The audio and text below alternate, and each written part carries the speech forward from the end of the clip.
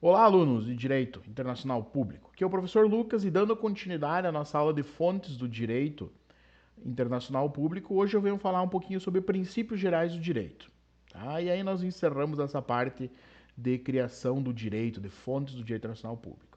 Princípios gerais do direito são normas escritas de justiça, de equidade, que são considerados os postulados da justiça no ideário. Tá? São os balizadores da criação das demais normas do direito como um todo. Tá? São as bases de um sistema jurídico, digamos assim, são os pilares de um sistema que dão a conduta, né? Que dão que dizem como as demais normas devem seguir, né? Em que caminho elas devem seguir. Esses são os princípios gerais do direito. Os princípios gerais do direito, eles são postulados gerais sobre determinados assuntos e que são fontes do direito internacional público também.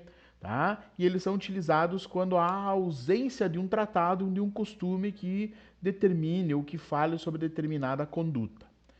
Para nós, no direito internacional público, nós temos alguns princípios gerais próprios, né? Como o princípio da igualdade soberana.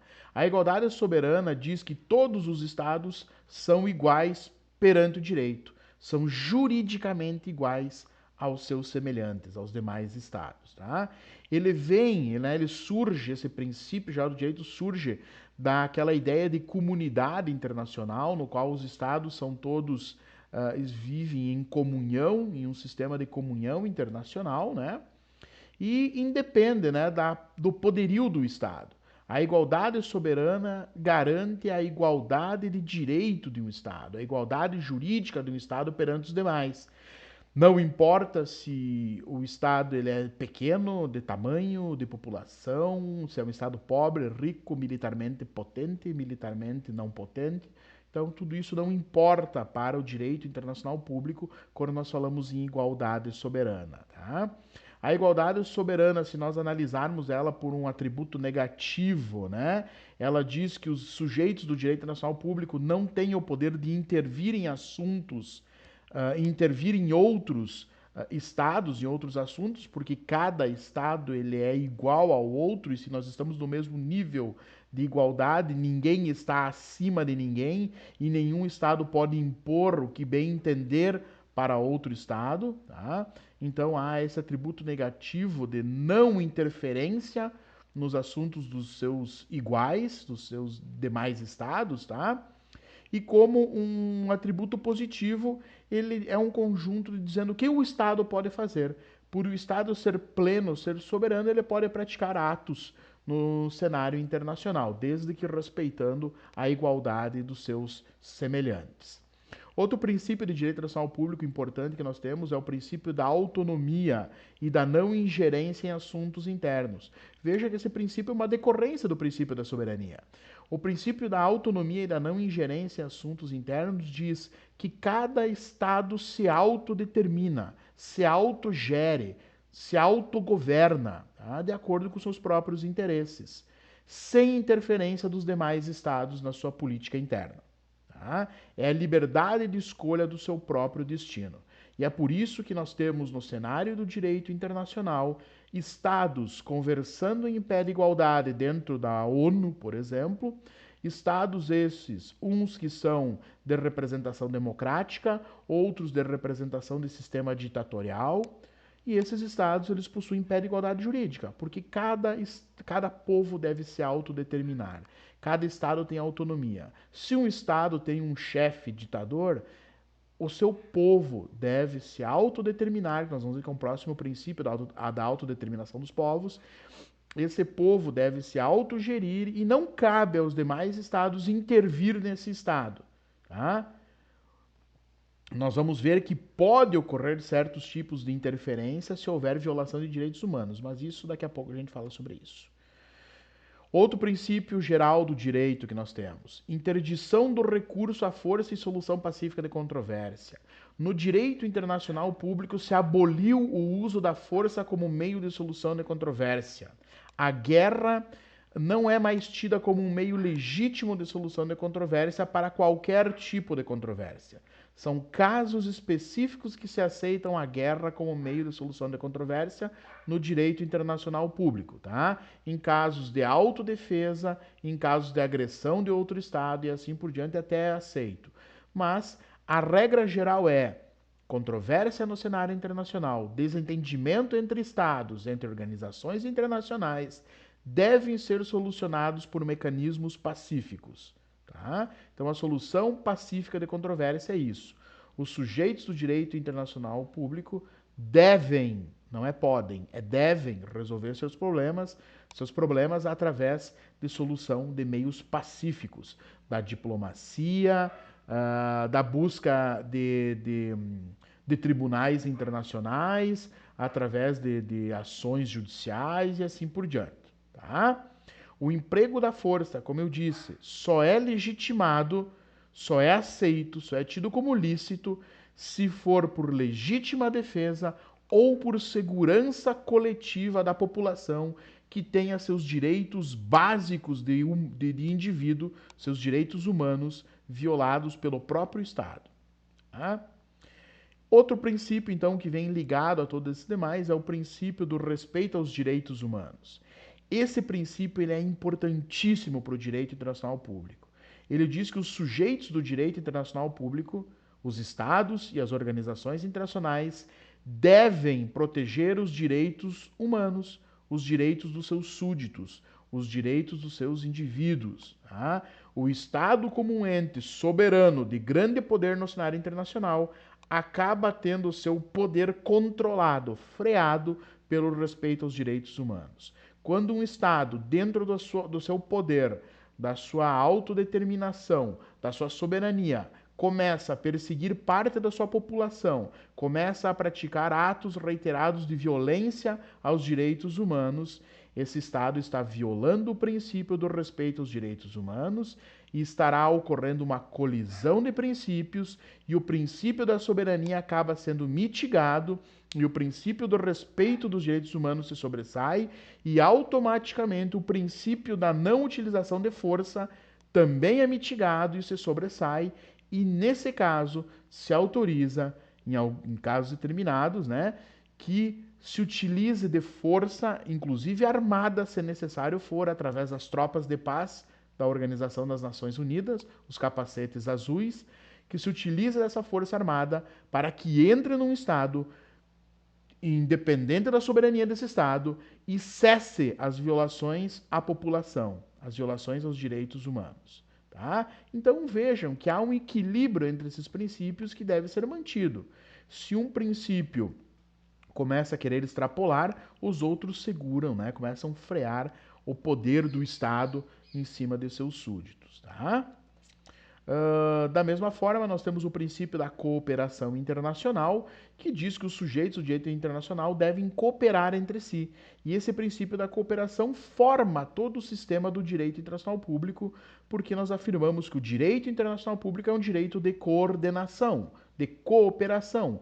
Os estados se coordenam, os estados entre si criam os direitos, criam suas regras jurídicas e com o intuito de cooperação internacional. Os estados devem juntar forças, cooperar, criar, se necessário for, organismos internacionais para atingir uma determinada finalidade.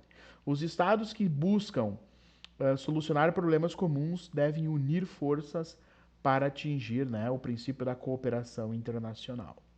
Tá? Dentro da Constituição Federal Brasileira, nós temos o artigo 4º que traz um rol de princípios do direito internacional público que o nosso Estado adota. Tá?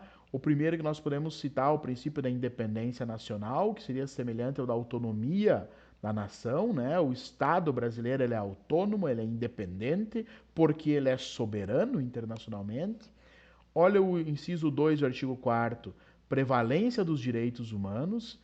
Então, os direitos humanos se sobrepõem a todos os demais princípios do direito internacional, eles prevalecem, porque o objetivo final do direito como um todo, inclusive do direito internacional público, é atender o indivíduo, é ser criado para proteger o indivíduo, dar resposta ao indivíduo, ao ser humano. Tá? Princípio da autodeterminação dos povos, ou seja, cada povo se autodetermina, cada estado se autorregula. Se um estado é ditatorial, deixa que o seu povo se manifeste, derrube esse governo se necessário for e, por vontade própria, não por interferência de outro estado, crie um novo sistema político naquela nação, por exemplo. Claro que não podemos confundir violências a direitos humanos, né? Se um governo ditatorial começa sistematicamente a violar direitos humanos, cometer crimes de genocídio, por exemplo, dentro da sua população, é obviamente que o cenário, que a sociedade internacional deve reagir e aí você mitiga esse princípio da autodeterminação dos povos. Princípio da não intervenção, nós já falamos também, então, né?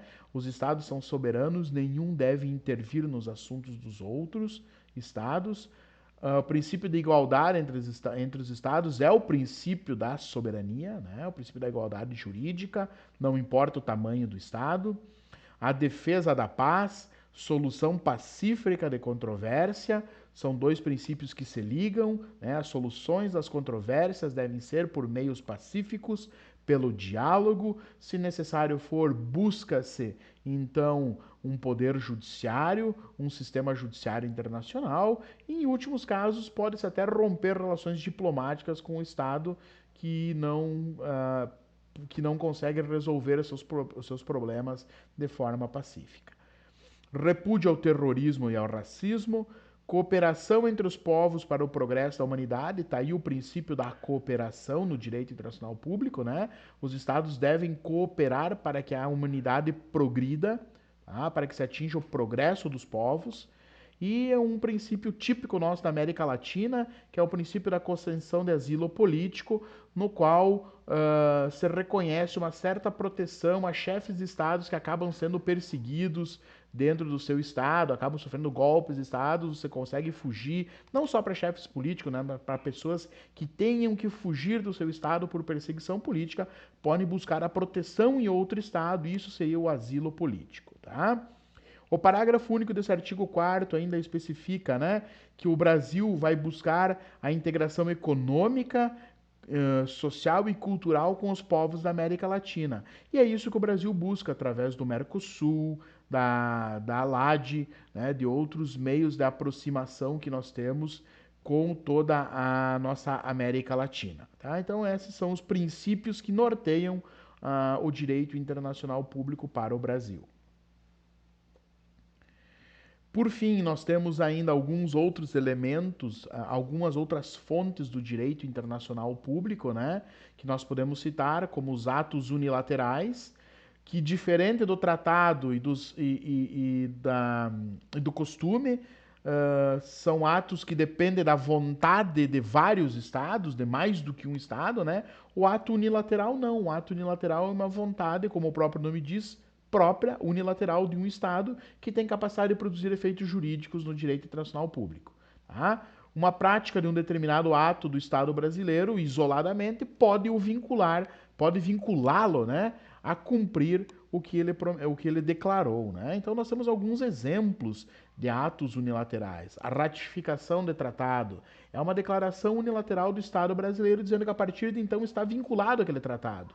E a partir de então o Estado brasileiro deve cumprir o que aquele tratado prevê. Tá? A ruptura de relações diplomáticas também é um ato unilateral. Se o Brasil tiver algum problema com algum outro estado e não consiga solucionar esse problema, ele pode declarar a cessação das relações diplomáticas entre esses estados, recolhe os seus embaixadores, fecha suas embaixadas nesse estado e há um distanciamento entre os dois estados até que se resolvam os problemas. Tá? O Brasil emitiu um decreto, vocês têm uma ideia, o Brasil emitiu um decreto imperial em 1866, no qual ele liberou a navegação do Rio Amazonas às embarcações comerciais dos países vizinhos. Isso foi um ato interno do direito brasileiro, que foi um ato unilateral que vinculou o Brasil internacionalmente. Ele declarou por esse ato único, exclusivo dele, que ele estava franqueando, liberando as navegações do Rio Amazonas para algumas embarcações dos estados vizinhos. E até hoje esse ato unilateral é reconhecido como um direito dos estados vizinhos de navegação. Claro, com todo o controle alfandegário, sanitário, tudo sem grandes problemas, tá? Aqui ao final do slide para vocês também eu tenho uma informação importante, que foi um ato de declaração unilateral que o Brasil praticou internacionalmente, que foi em 2010, quando o Brasil declarou internacionalmente que reconhecia a Palestina como um Estado soberano. A Palestina é um Estado, para alguns outros estados, ela é reconhecida como Estado soberano e para outros não. Tá? Para o Brasil, a Palestina é um Estado soberano porque assim o Brasil declarou em 2010. E a partir de então o Brasil se vinculou, né? Essa fonte de direito gera a obrigatoriedade de conduta do Estado brasileiro em reconhecer a Palestina como um Estado soberano.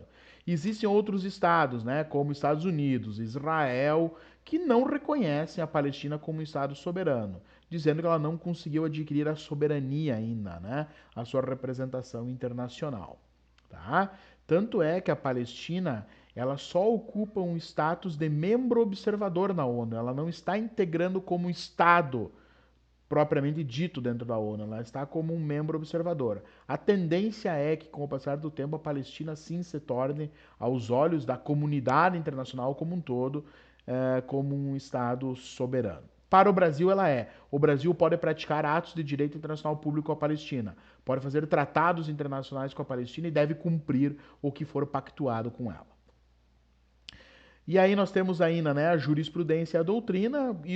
Essas duas fontes são velhas conhecidas de vocês, né? A jurisprudência são decisões de tribunais, e aqui para o direito internacional público o que importa não são os tribunais internos de cada estado, mas sim os tribunais internacionais, como por exemplo a Corte Internacional de Justiça, o Tribunal Penal Internacional. Tá? Essas decisões desses tribunais é que são fontes do direito internacional para nós, no direito internacional público. A doutrina, né, que são os estudos científicos de grandes doutrinadores, de renomes, né, no cenário internacional, também é fonte de direito, são fontes complementares à jurisprudência ou tratado, porque elas vêm dar um amparo, um auxílio às outras fontes do direito. Tá? São fontes secundárias alternativas. Outras fontes que nós temos, né? Decisões de organismos, de organismos internacionais, que não são cortes internacionais, mas que são organizações internacionais. As decisões que a Assembleia Geral da ONU toma. As decisões que o Conselho de Segurança da ONU toma, são fontes do direito internacional público. A analogia, que é a equiparação de um determinado acontecimento com um determinado fato que esteja sendo analisado por um tribunal, a analogia, né, essa equiparação de institutos diferentes, tentando aproximá-los, né, também é uma fonte do direito internacional público, e como nós vimos lá no artigo 38 do Estatuto da Corte Internacional, da Corte de Justiça Internacional de Justiça, da CIJ, tem a equidade também com o meio de solução. A equidade nada mais é do que a interpretação de vários princípios, a aplicação da justiça como um meio de solução de uma determinada controvérsia. Lembrando que a equidade como meio de solução de controvérsia ou como fonte de direito só pode ser aplicada se autorizada pelas partes. Ok, turma? Seria isso por hoje. Agradeço a participação de vocês. Um grande abraço e até a próxima aula.